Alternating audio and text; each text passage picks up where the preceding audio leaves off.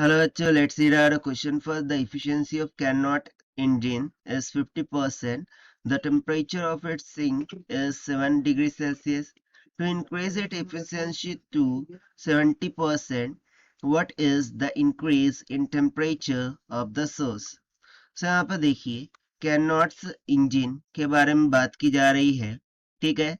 So initially उसकी efficiency कितनी थी 50%। So let's say eta 1 is equals to 50%, ठीक है।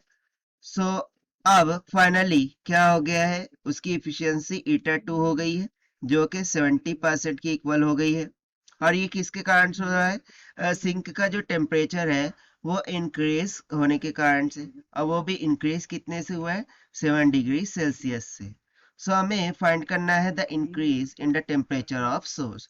तो चलिए स्टार्ट करते हैं हम सोल्यूशन से, but before of its let's talk about the key concept which we are going to use here for this question. So यहाँ पर हम efficiency of Carnot engine का फॉर्मूला यूज करेंगे, eta equals to 1 माइनस का T2 divided by T1, जहाँ पर T2 sink temperature को indicate करता है, सो T1 सोर्स टेम्परेचर को इंडिकेट करता है, ठीक है। तो चलिए फिर हम फाइनली देखते हैं यहाँ से सॉल्यूशन से।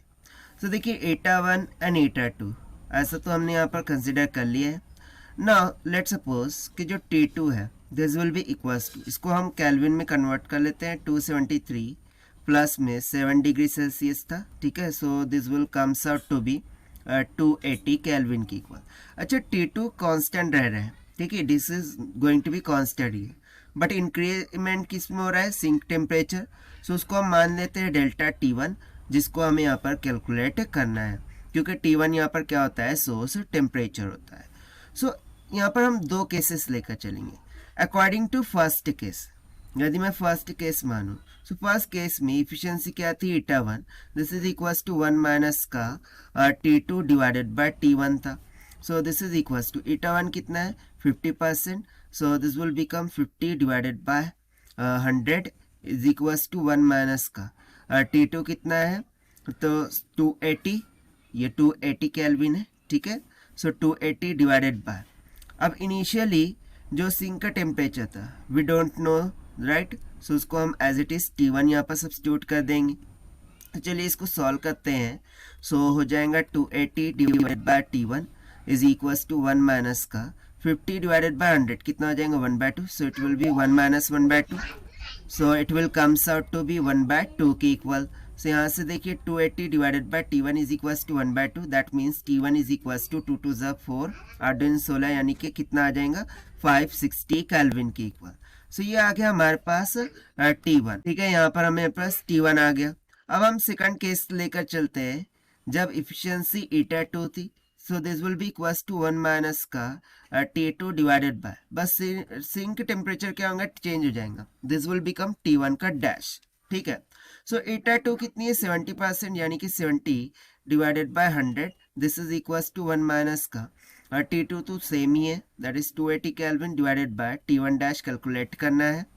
सो यहाँ से देखिए 0 से 0 कैंसिल हो जाएगा, सो 280 डिवाइडेड बाय T1 का dash will be equals to 1 minus का 7/10, 10 में 7 चले जाएगा 3/10, so this will comes out to be 280 divided by T1 का डैश इज इक्वल्स टू 3/10 की इक्वल, राइट। क्रॉस मल्टीप्लाई करेंगे, सो यहाँ से T1 का dash will comes out equals to 933.3 kelvin की इक्वल।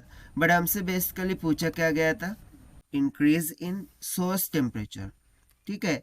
यहाँ से हम सिंपली बोल सकते हैं कि इंक्रीज इन सोर्स टेम्परेचर।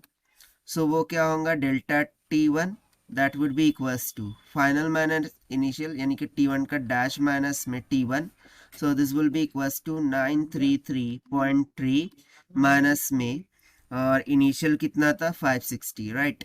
सो इसको सब ट्रैक कर देंगे, तो delta T1 will comes out equals to 373.3 kelvin की इक्वल। सो देखिए यही हो जाएगा हमारा required answer for this question, जो कि हमने सॉल्व किया by using the concept of efficiency of Carnot's engine से। So this is the required solution. I hope you understood it well. Best of luck. Thank you.